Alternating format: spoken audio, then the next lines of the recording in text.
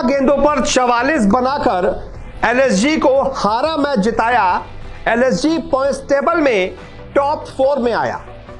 जी हां, एलएसजी यानी कि लखनऊ सुपर जायंट्स, उनके लिए आज की जीत बहुत जरूरी थी। जितनी उनके लिए थी उतनी एसआरएच के लिए भी थी, लेकिन आखिर में एलएसजी के प्लेयर्स एसआरएच पर भारी पड़े और खासतौर पर निकोलस पूरन, उनके कैमियो ने एलएसजी को ये लगभग हारा हुआ मैच जिता दिया। क्योंकि जिस वक्त वो बल्लेबाजी के लिए आए थे, लगभग 30 गेंदों पर 70 रनों की दरकार थी उनकी टीम को, और फिर अचानक से उन्होंने आते ही पहले तो 3 गेंदों पर 3 छक्के ठोक दिए। अभिषेक शर्मा को लगाया, 600 के स्ट्राइक रेट से वो 3 गेंदों पर खेल रहे थे।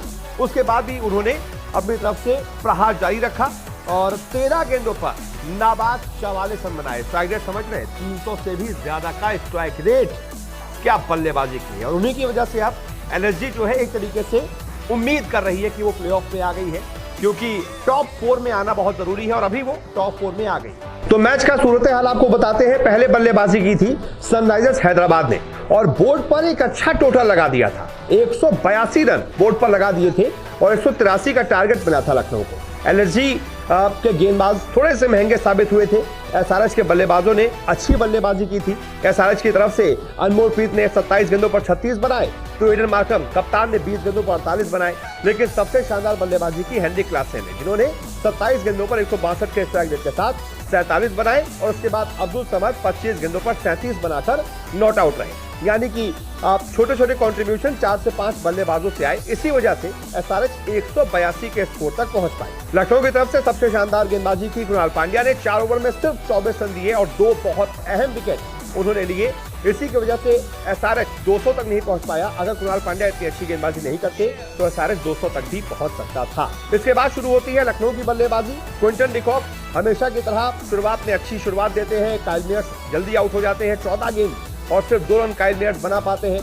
पता नहीं आज क्या ही हो गया था काइल मेयर्स को। लेकिन क्विंटन डिकॉक और प्रेरक मानकर, युवा बल्लेबाज, 29 साल के हैं, स्वराष्ट्र से खेलते थे, किंग्स लेवल पंजाब से भी खेले थे, लेकिन ज्यादा मौके मिले नहीं थे। तो प्रेरक मानकर को जब एलएसजी ने मौका दिया तो उन्होंने बता दिया कि उनके अंदर एक काबिल बल्लेबाज मौजूद है।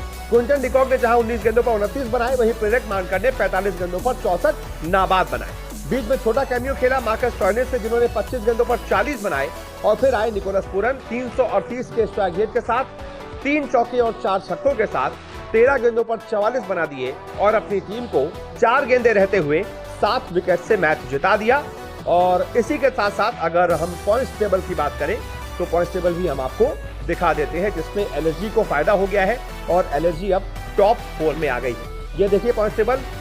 जीटी अभी भी नंबर 1 पर है, क्योंकि उसने 12 में से 8 मुकाबले जीते हैं, 16 पॉइंट है। नंबर 2 पर सीएसके है, 12 में से 7 मुकाबले जीते हैं, और एक जो बेनतीजा रहा था उसका भी 1 पॉइंट, यानी कि 15 पॉइंट। नंबर 3 पर मुंबई है, 12 मैचों में 14 पॉइंट। और नंबर 4 पर एलएसजी आ गई है, 12 मैचों में 13 पॉइंट, 6 जीत है और 1 बेनतीजा पॉइंट, यानी कि 13 पॉइंट। यानी कि एलएसजी अब टॉप 4 में आ गई है। उसने राजस्थान को नीचे खिसका दिया है। राजस्थान अब 5वें नंबर पर खिसक गई है। उसके भी 12 मैच में 6 जीत है, लेकिन क्योंकि सिर्फ 6 जीत है, इस वजह से 12 ही अंक है।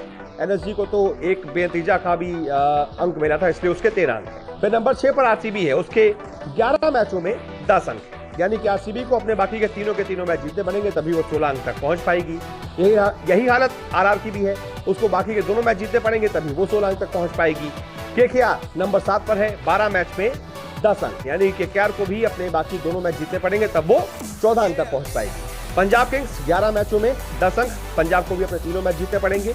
एसआरएच 11 मैचों में 8 अंक, यानी कि एसआरएच को अब तीनों मैच जीतने पड़ेंगे, तब जाकर वो 14 अंक तक पहुंच पाएगी। यही हालत डीसी की भी है, क्योंकि जिस तरीके का ऊपर का पॉइंट टेबल है, उसको देखकर लग रहा है कि 16 अंक से कम में तो कोई क्वालिफाई नहीं कर पाएगा। इसलिए केकेआर, एसआरएच और डीसी, ये 3 टीमें प्लेऑफ की रेस से लगभग बाहर लग रही हैं, क्योंकि केकेआर के 10 ही अंक हैं 12 मैच में, और उसको दोनों मैच अगर वो जीतती भी है तभी उसमें 14 होंगे। यही हालत एसआरएच की है। अब 11 मैच हो गए, यानी कि 3 मैच जीतेगी तब 14 अंक तक पहुंच पाएगी। डीसी भी 3 मैच जीतेगी तब भी 14 अंक तक ही पहुंच पाएगी। बाकी कई टीमें हैं जो 16-16 अंकों तक पहुंचने की काबिलियत रखती हैं। तो ये अभी का सिनेरियो है, और कायदे से तो ऑफिशियल रूप से तो अभी भी कोई प्लेऑफ नहीं पहुंच पाया है, लेकिन हाँ, एलएसजी ने उम्मीद जरूर जगा दी है कि वो प्लेऑफ में पहुंच जाएगी, क्योंकि अब उसका जो नेट रन रेट है वो भी बढ़ गया है और 12 मैच में 13 अंक हो गए एलएसजी को, यानी कि 2 मैच जीते हैं, 2 में 2 उसके 17 अंक हो जाएंगे, फिर वो आराम से क्वालिफाई कर जाएंगे। देखते हैं आगे क्या होता है। फिलहाल इस वीडियो को देखने के लिए बहुत बहुत